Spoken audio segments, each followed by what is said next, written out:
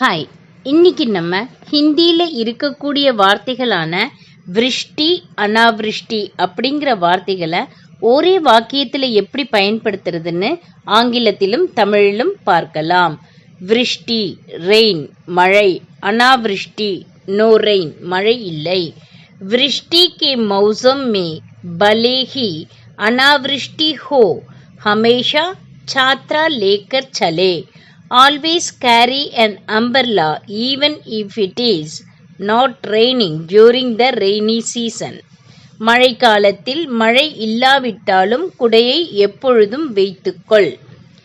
चाहे वृष्टि हो या अनावृष्टि हो मुझे पानी में खेलना पसंद है. I love playing in the water whether it rain or no rain. மழை வந்தாலும் மழை வராவிட்டாலும் எனக்கு தண்ணீரில் விளையாட மிகவும் பிடிக்கும்.